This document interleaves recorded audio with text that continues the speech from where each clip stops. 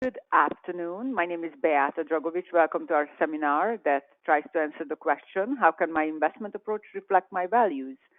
Um, this should be a fun session designed to help you understand how we may be able to align your investment portfolio with your personal values. And who knows, your investment portfolio might just end up changing the world. So let's get started.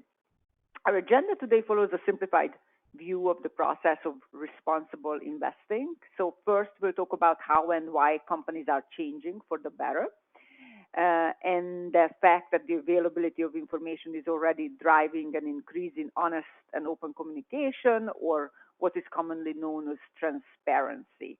Um, Enhancing the investment management process, empowering investors to encourage further change. So you'll be able to track our progress using this progress pill in the upper left corner of most slides, as you can see it right there. Let's start by looking at how and why companies are changing for the better. Let's play a game. What I will say is that guess the company and try to play along with me. I show you three quotes from the company's CEO, and we'll see who can guess and how you can guess. You can see for yourself if you can guess which company, in this case, she leads. So the first one is the seismic shifts are really about the changing demographics in the world and the change in the family composition. There's also a major shift to health and well-being, which we believe is being manifested in fresh food and organic food. So taking all of these shifts into account, our purpose becomes an anchor in a sea of change. So is this company Tyson Foods, Campbell Soup, Kraft Heinz, or Nabisco? Any guesses? And the company is Campbell's. Let's try another one. Again, the same. I will show you three quotes. We've taken a number of actions in the sustainability arena because sustainability is an important business imperative for us.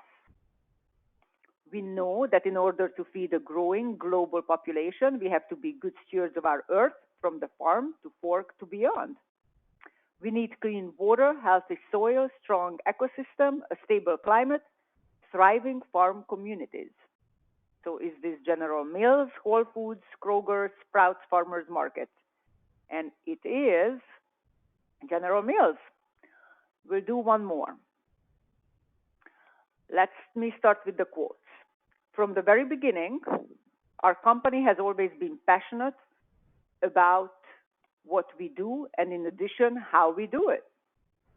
The what we do is we have impact on every form of communication that's out there. The how we do it is about giving back to all communities that we are a part of, and that's where social responsibility is such an amazing part of the fabric of the culture. So is this company Accenture, Autodesk, AT&T, or Adobe? And it is Adobe. So can you imagine CEOs talking this way even 10 years ago?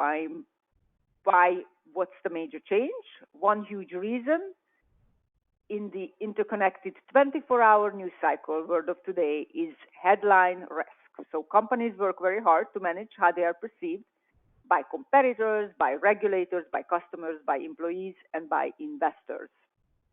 For example, let's look at some actions one company, Citigroup, has taken to manage how it's perceived. Citigroup was once the nation's largest bank, but suffered considerably in the 2008-2009 recession. Right now, Citigroup provides access to lending for small businesses. In 2016, their lending in the U.S. increased to $11 billion, and they launched a 2-year initiative to support local organizations working to build more sustainable cities in the U.S. Since 2012, nearly $60 billion in lending. That's from Citigroup.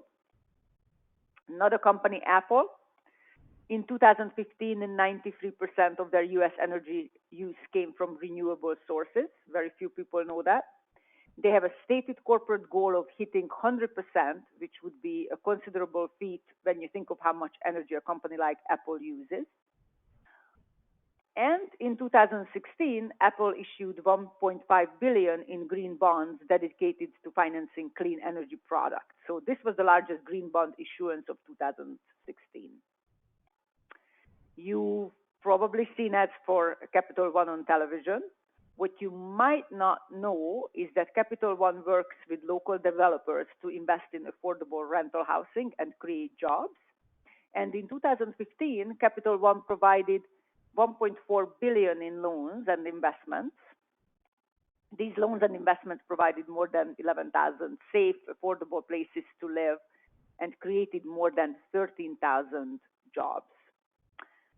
So the rapid growth of the World Wide Web, the advent of social media, and the nonstop nature of traditional news media have placed a lot of readily accessible information about companies out there. It's the quality and quantity of this information that's driving transparency. Transparency is all about honest and open communication. And the purpose of transparency is to demonstrate, obviously, that the company is truly the kind of business that it wants people to think it is.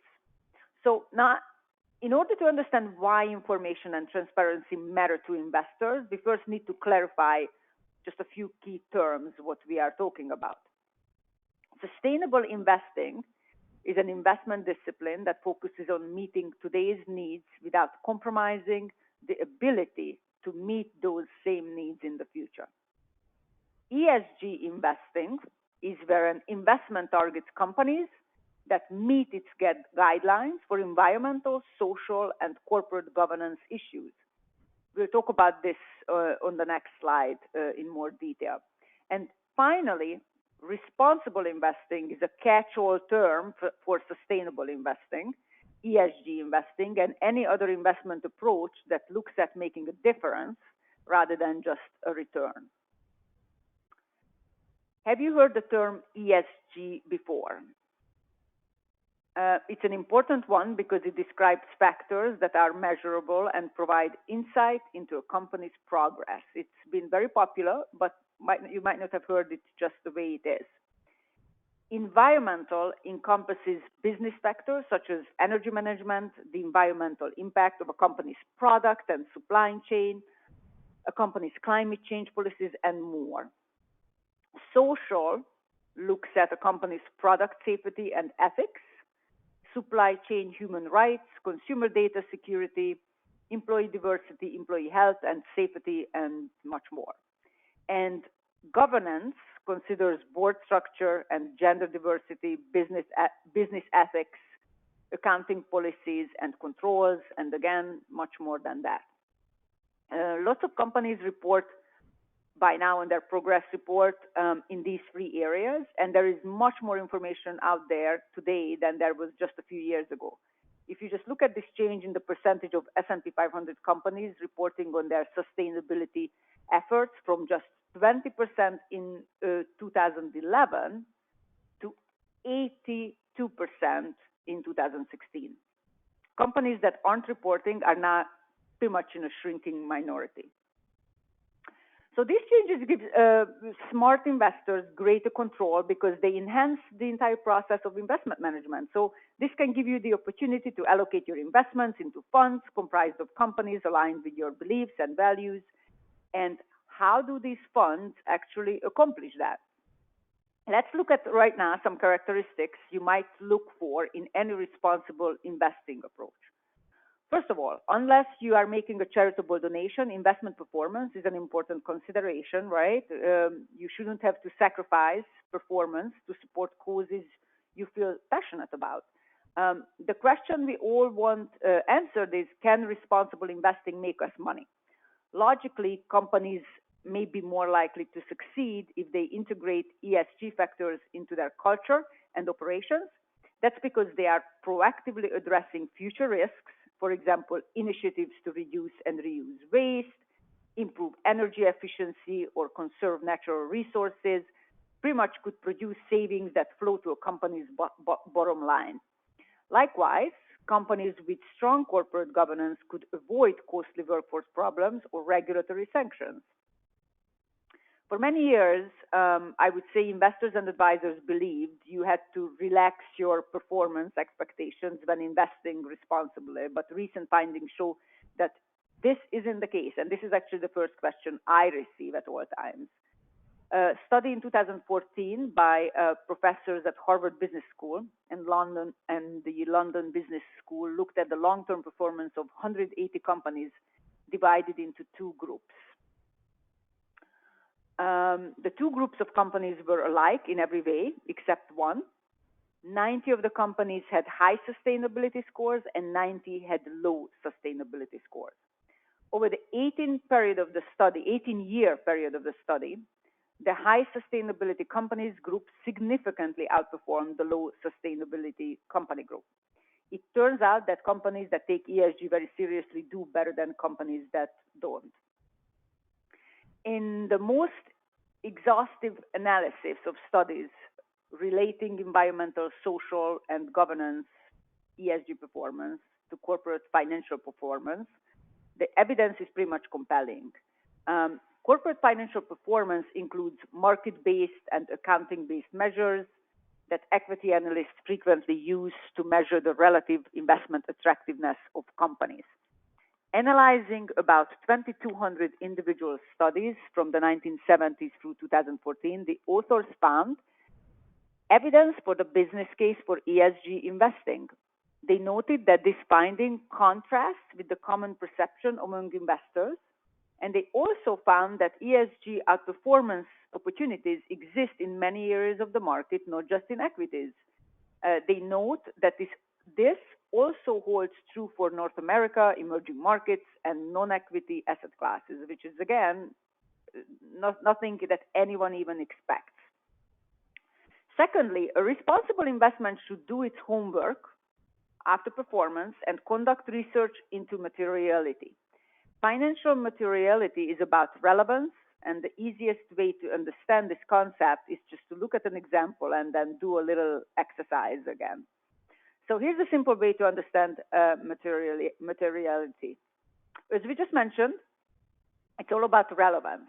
For example, my friend Joe has never had a speeding ticket, parking ticket, accident, or traffic violation. No fender benders, dings, scratches, flat tires, or maintenance problems either. Can I conclude at this point, therefore, that Joe is an excellent driver and the ideal road trip companion, right? Should I Uber with Joe? The answer really depends on whether the facts I just presented are material in assessing Joe's driving ability, right? That's where we come from. What if Joe has never held a driver's license? In that case, the earlier facts are not material because Joe was never in a position to get a speeding ticket or any of the other things I mentioned. ESG financial materiality works exactly a similar way. If a company's operations have no connection to a particular factor, then the factor isn't material. For example, rewarding a software company for posing no threat to biodiversity makes little sense, obviously, because a software company would never be in a position to threaten biodiversity. So financial materiality is concerned with which ESG factors actually deliver financial results. We can also use the lens of financial materiality to ask which of a company's business processes can be meaningfully improved. Time and effort spent on improving a software company's commitment to biodiversity may be time and effort wasted, obviously. So let's do another exercise. What we're going to look at here is some ESG factors and really try to guess their material impact on some companies and to society. So what this graph shows you is how material a particular ESG factor, in this case carbon emissions, is to the company. For dot A, for example, carbon emissions are not very material to the company or to society, but for dot C, carbon emissions are material to both the company and society. So just try to think about it, A, B, or C, decide which dot represents which company from the list of companies that you see below the graph. So let's see the answers.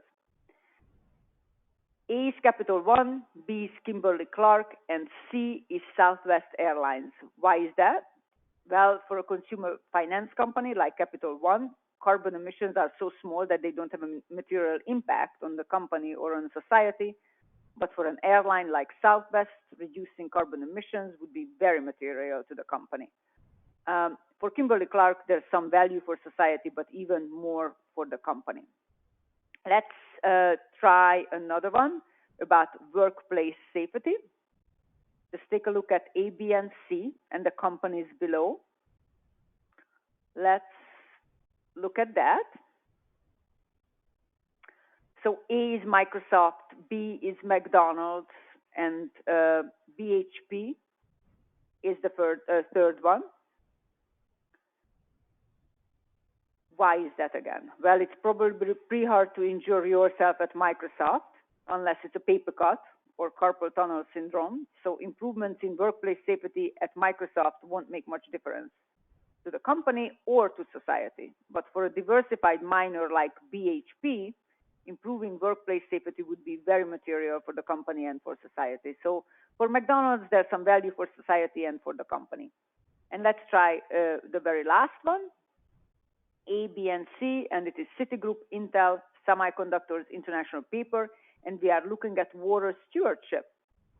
So what are the answers? A is Citigroup, B is International Paper, and C is Intel. Why is that? Citigroup, again, doesn't use much water, so better water stewardship won't have a material impact on the company or society. But Intel's semiconductor manufacturing uses a lot of water, so better stewardship of water can be very material to the company as well as to society. International Paper also uses a lot of water, so their water stewardship would also have some material impact for society and to the company itself. So a responsible investment should exercise the rights that come with being a shareholder and engage with management to make good companies better. Obviously, that's a part as well. As shareholders in publicly traded companies, responsible investors have the opportunity to influence management in several ways. By meeting with company management to collaborate on changes, by exercising voting rights at annual shareholder meetings, either to support measures and directors or oppose them, right? By filling shareholder resolution that might win the support of other shareholders, and by advancing public policy initiatives with management. Let's look at a couple specifics. Our first example of engagement involves PepsiCo. PepsiCo has a global supply chain and distribution network. Agricultural supply chains are fragmented, meaning that they are complex and hard to supervise. So there are significant risks to human rights and opportunities for abuses and exploitation, such as forced labor or child labor. Labor rights are also an issue in bottling plants, many of which are not owned by PepsiCo but by independent entities. So these independent bottlers create a reputational risk for PepsiCo itself. Beginning in 2010, a group of stakeholders began engaging with PepsiCo management to encourage them to address these risks. So this included emphasizing PepsiCo's responsibility for working conditions, even in bottling plants they didn't own. With that said, this multi-year effort has borne fruit, and PepsiCo's 2015 sustainability report notes that nearly 250,000 salaried and hourly employees have been trained on PepsiCo's human rights policy and global code of conduct. 88% of PepsiCo's key suppliers have completed training in the company's supplier code of conduct and its sustainable farming initiative. And the company has worked in addressing human rights problems in its sugar and palm oil supply chain. While PepsiCo still has work to do in these areas, direct engagement helps drive positive change and continues to do so. Let's look at a second example of engagement involving Amazon. Amazon is one of the largest retailers on the planet and has many challenges as a result. So their data centers, warehouses, and shipping operations use enormous amounts of energy. Yet, as recently as a few years ago, Amazon had no broad sustainability program, and no disclosure on its strategy to deal with climate change and energy issues. Beginning in 2011, a leading responsible investment company began filing shareholders' proposals with Amazon regarding climate risk disclosure and energy usage disclosure. While these efforts attracted significant shareholder support in 2011 and 2012, Amazon took no action to address these issues. In 2013, though, Amazon finally agreed to address climate change, energy, and sustainability issues. In 2014, they hired a global director of sustainability. So Amazon still has a lot of work to do in these areas, but direct engagement by responsible investors helps hold Amazon's feet to the fire, as I would say. All right, now let's move on. Now, as we've seen the power of engagement, we need to look at the final consideration, and that is a responsible investment should measure and report on the impact it's having and whether those impacts are material. So impact reporting. Reporting is improving all the time, allowing investors to measure how effective their investments are regarding responsible investing issues. So how does your responsible investment compare with other investment choices you can make? You might look for reporting that tells you whether, let me go back. You might look for reporting that tells you whether your portfolio has less exposure to fossil fuel reserves, carbon emissions, toxic emissions, and water usage than other investment choices available to you. And you might also look for reporting on how well your portfolio does in advocating for climate change issues and gender pay equality. So this kind of reporting is just getting started and has not been widely adopted, but it's a good aspirational goal because it improves, again, transparency. So if you chosen investments don't provide this kind of information, it may be difficult to know if they are really being run responsibly.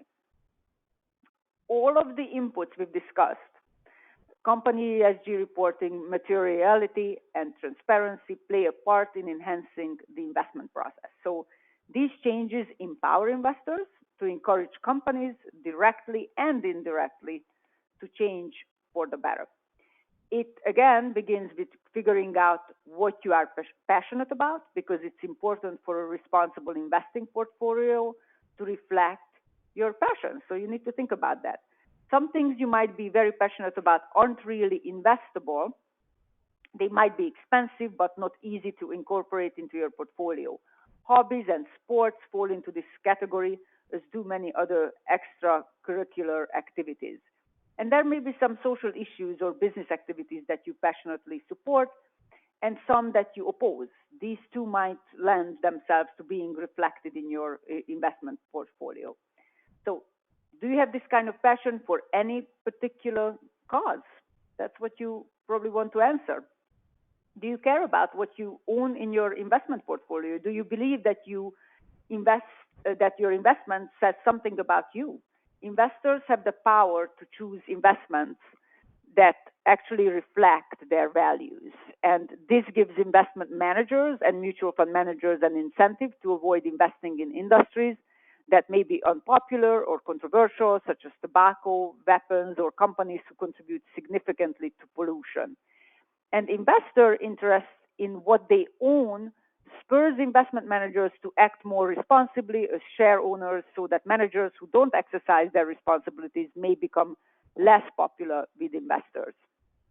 Mutual fund managers and pension managers, because they own large amounts of company stock, can command the attention of corporate managers. They can influence the behavior of the companies they own, encouraging them to reduce some activities and increase others.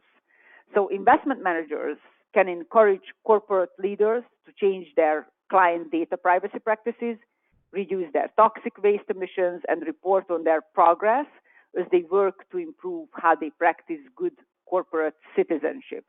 And as the companies themselves improve, they may increase in value and improve the performance of investment portfolios that own them. So let's look at how companies are driving change with the final round of Guess the Company. I'll again give you some facts, show you some facts and some company names, and then you have to guess which company we are talking about. So here are some facts. This company treats and returns approximately 80% of its water withdrawals to local communities. Since 1998, they have conserved enough water to sustain 520,000 US homes for an entire year.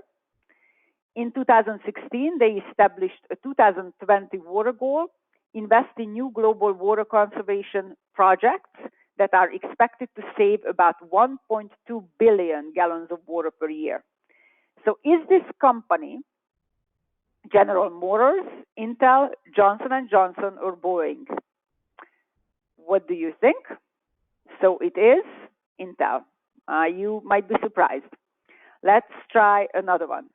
This company supports 248 water projects in 2,000 communities in 71 countries.